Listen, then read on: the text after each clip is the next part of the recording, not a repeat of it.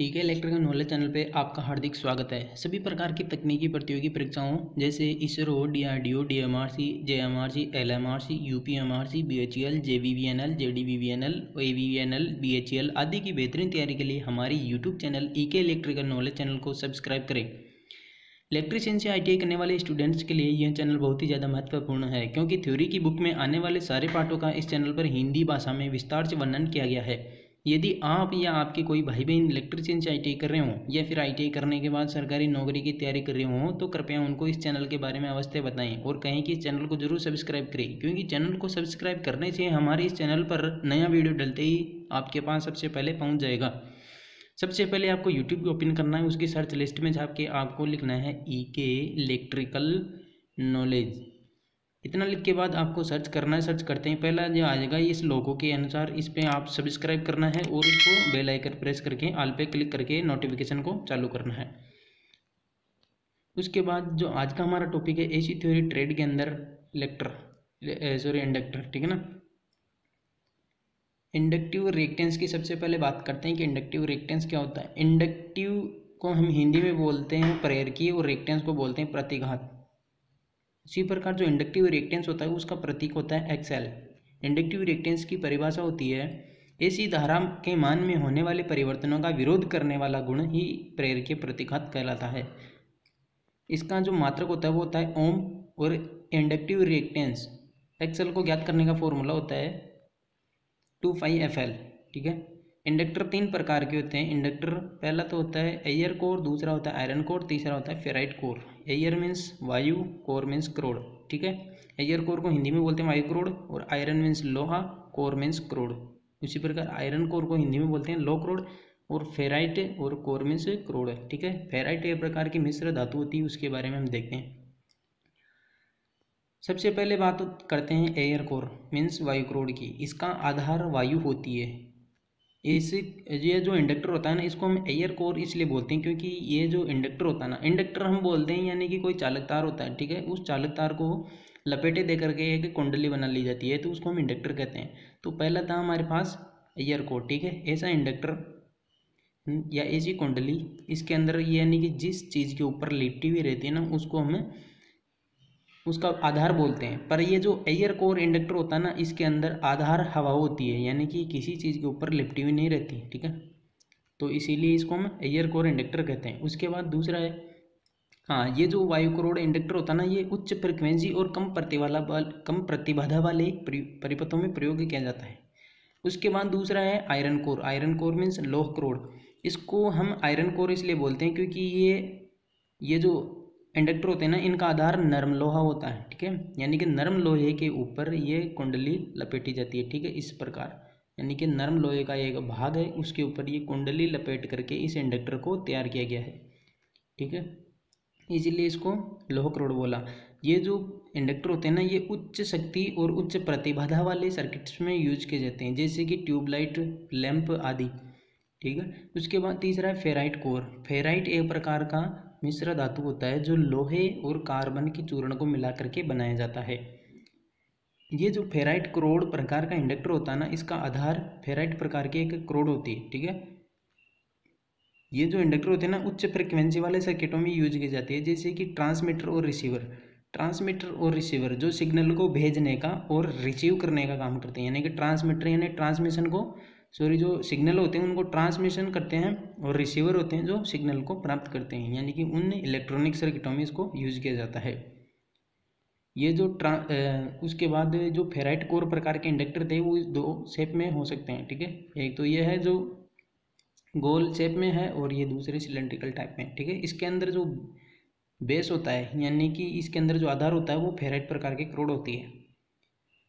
अब उसके बाद ये जो इंडक्टर होता है ना, इंडक्टर के द्वारा एकत्रित की गई ऊर्जा W, उसको ज्ञात करने का फॉर्मूला होता है W बराबर 1/2 Li², ठीक है।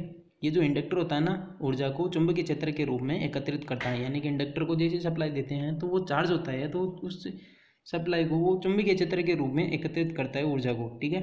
तो उसको ज्ञात करने का फॉर्मूला होता है 1/2 Li²। L होता है कुंडली का इंडक्टेंस और I होती है कुंडली में बहने वाली धारा, ठीक है ना। उसकी जो वैल्यू आएगी वो जूल में आएगी। उसी प्रकार इंडक्टेंस, इंडक्टेंस जो इंडक्टर का अवरोध करने का गुण होता है उसको इंडक्टेंस कहते हैं। ठीक है, अब इंडक्टेंस दो प्रकार का होता है, एक होता है स्वप्रेरण, दूसरा होता है अनन्य प्रेरण। ठीक है, अगर इंग्लिश में बोले तो इंडक्टेंस दो प्रकार के होते हैं, सेल्फ इंडक्टेंस इंडक्टेंस, दूसरा था म्यूचुअल इंडक्टेंस। ठीक है, तो म्यूचुअल इंडक्टेंस, अनन्य प्रेरण या सह प्रेरण, ठीक है, इसको तीन नाम से जानते हैं, जो दो कुंडलियों का होता है। और ये जो स्वप्रेरण होता है इसको इंग्लिश में बोलते हैं सेल्फ इंडक्टेंस। ठीक है ना, ये केवल एक कुंडली का होता है। स्वप्रेरण यह केवल एक कुंडली का इंडक्टेंस होता है, जबकि ये जो म्यूचुअल इंडक्टेंस या अनन्य प्रेरण या सहप्रेरण जो होता है ना, ये दो कुंडलियों का इंडक्टेंस होता है। ठीक है, दो कुंडलियाँ जैसे कि ट्रांसफार्मर के अंदर होती है एक कुंडली, फिर ये उसके उसी के पास में रखी हुई दूसरी कुंडली। ठीक है, तो ये जो सेल्फ इंडक्टेंस होता है उसको ज्ञात करने का फॉर्मूला होता है E बराबर -L/di/dt। ठीक है ना, डी आई की जो डी आई है उसको हम इसको धारा में परिवर्तन कहते हैं। ठीक है ना, ये जो डी आई है इसको हम धारा में परिवर्तन से जानते हैं। और ये जो डी टी है इस डी टी को हम दर्शाते हैं समय में परिवर्तन। ठीक है, समय में परिवर्तन। और यहाँ पे जो माइनस लगाया हुआ है ये केवल इतना दर्शाता है कि कुंडली में उत्पन्न होने वाला EMF सप्लाई के वोल्टेज का विरोध करता है, इसीलिए माइनस का हम यहाँ पे फॉर्मूले में प्रयोग नहीं करेंगे। ये केवल बस इतना बताता है कि ये आरोपित वोल्टेज का विरोध करता है। ठीक है, और L होता है एक कुंडली का इंडक्टेंस। उसी प्रकार जो अनन्य प्रेरण होता है उसको ज्ञात करने का फॉर्मूला होता है M बराबर K√L1 × L2। M होता है इसका जो म्यूचुअल इंडक्टेंस होता है उसको ज्ञात करने का फॉर्मूला। ठीक है ना, और क्या होता है यहाँ पे कपलिंग गुणांक, यानी कि ये प्राइमरी और सेकेंडरी वाइंडिंग है। ठीक है, इसके बीच में ये जो जगह है ना, इसकी वजह से यहाँ पे कपलिंग गुणांक लिया जाता है। कपलिंग गुणांक को कैपिटल कैसे दर्शाते हैं, और ये रूट और L1 होता है पहली कुंडली का इंडक्टेंस और L2 होता है यहाँ पे दूसरी कुंडली का इंडक्टेंस। इस प्रकार से फॉर्मूला यूज किया जाता है। फिर उसके बाद 3-4 प्रकार के फॉर्मूले यूज करते हैं सर्किट के अंदर। ये जो चैप्टर होता है ना इंडक्टर वाला, इसके अंदर जो पहला तो ये है फॉर्मूला कि E बराबर -L/di/dt। यहाँ पे L होता है इंडक्टेंस कुंडली का और di होती है धारा में परिवर्तन, dt होता है समय में परिवर्तन। ठीक है, यह सूत्र केवल कुंडली का बैक ईएमएफ और इंडक्टेंस ज्ञात करने के लिए प्रयोग किया जाता है। यह सूत्र केवल कुंडली का इंडक्टेंस और बैक ईएमएफ ज्ञात करने के लिए किया जाता है, केवल एक कुंडली के। ठीक है, दूसरा फॉर्मूला होता है इसमें E बराबर -L/di/dt। ठीक है, इस कुंडली के द्वारा हम यानी कि दो कुंडलियों के बीच में उत्पन्न होने वाले बैक ईएमएफ और म्यूचुअल इंडक्टेंस ज्ञात कर सकते हैं। फॉर्मूला हम ये म्यूचुअल इंडक्टेंस ज्ञात करने के लिए भी यूज कर सकते हैं। ठीक है ना, अब ये भी म्यूचुअल इंडक्टेंस ज्ञात करने के लिए यूज कर सकते हैं दो कुंडलियों के बीच में, और ये भी हमें म्यूचुअल इंडक्टेंस ज्ञात करने के लिए यूज कर सकते हैं। लेकिन ये फॉर्मूला कब यूज कर सकते हैं, जब इसके अंदर L1 और L2 की वैल्यू दी हुई और कपलिंग गुणांक दिया हुआ तब। ठीक है ना, अब इसमें इस फॉर्मूले को कब यूज करेंगे, जब इस धारा में परिवर्तन और समय में परिवर्तन दिया होगा। ठीक है ना, जब म्यूचुअल इंडक्टेंस ज्ञात करना हो तो धारा में परिवर्तन में समय में परिवर्तन होना चाहिए। ठीक है ना, और ये वाला फॉर्मूला भी हमें यूज करते हैं। उसके बाद तीसरा फॉर्मूला था हमारा E बराबर -N/d∅/dt। ठीक है ना, d∅ का मतलब होता है फ्लक्स में परिवर्तन।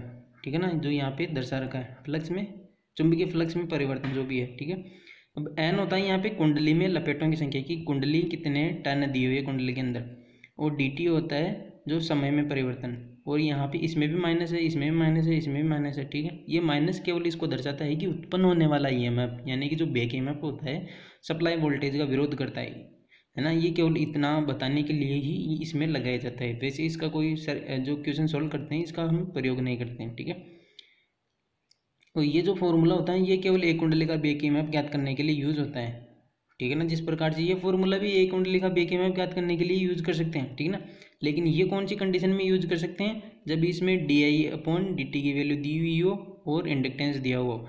लेकिन ये फॉर्मूला कब यूज करेंगे, जब d∅, dt और n की वैल्यू दी हुई हो। ठीक है ना, अब उसके बाद चौथा फॉर्मूला है हमारा L बराबर N∅/I, यानी कि कुंडली में टर्नों की संख्या, कुंडली में बनने वाला चुंबकीय फ्लक्स और कुंडली में बहने वाली धारा। अगर ये दिया हुआ हो तो कुंडली की हम इंडक्टेंस ज्ञात कर सकते हैं। ठीक है, अब उसके बाद जो कुंडलियाँ होती हैं यानी कि जो इंडक्टर होते हैं हमारे, तो उसको हम दो प्रकार से कनेक्शन कर सकते हैं, यानी कि श्रेणी क्रम जिसको इंग्लिश में बोलते हैं सीरीज, और समांतर क्रम जिसको इंग्लिश में बोलते हैं पैरेलल। तो श्रेणी क्रम में यदि दो या दो से अधिक इंडक्टर जोड़े जाते हैं तो उनका टोटल इंडक्टेंस क्या होगा, इस फॉर्मूले से हम ज्ञात कर सकते हैं। एल टी बराबर होता है L1 plus L2 plus L3 plus plus plus plus जो भी है, ठीक है ना, जितने इंडक्टर है उतने ले लेंगे। उस प्रकार एल एन दर्शा रखा है यहाँ पे कि जो कितने इंडक्टर लगे हुए हैं वो लास्ट उसकी संख्या आ जाएगी।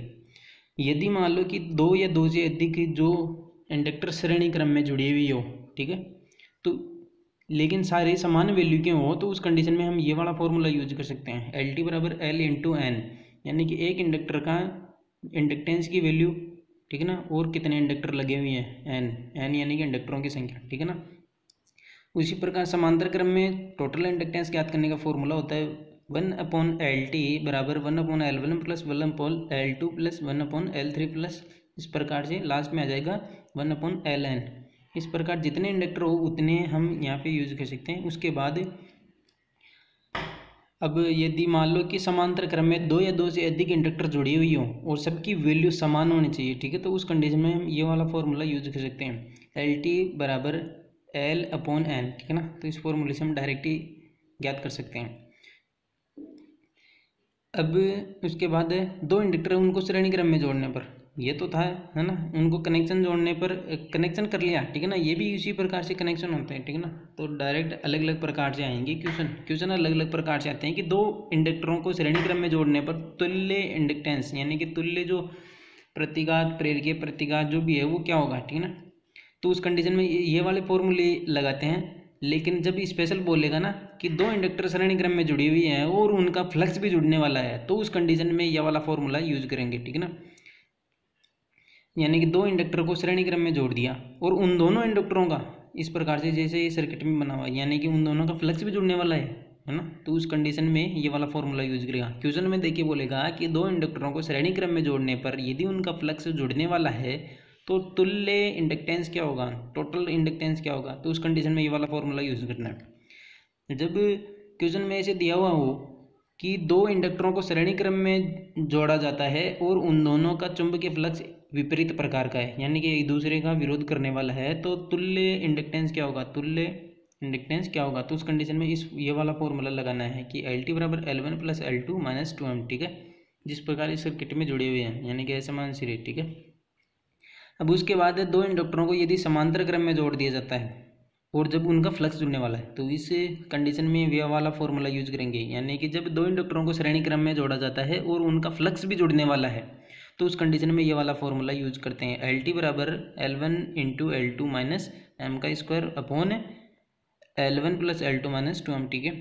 और अगर आपको इसे बोल दिया जाए कि दो इंडक्टरों को समांतर क्रम में जोड़ा जाता है, दो इंडक्टरों को समांतर क्रम में जोड़ा जाता है और उन दोनों का फ्लक्स भी एक दूसरे का विरोध करने वाला है, यानी कि विपरीत प्रकार का है, तो उस कंडीशन में ये वाला फॉर्मूला हम यूज करेंगे, एल टी बराबर L1 into L2 minus M square बटा L1 plus L2 plus 2M, ठीक है। तो इस प्रकार जो आज की हमारी क्लास है वो कंप्लीट हो चुकी है, ठीक है। तो इस प्रकार की अधिक और नॉलेज प्राप्त करने के लिए हमारे YouTube channel AK electrical knowledge channel को जरूर सब्सक्राइब करें।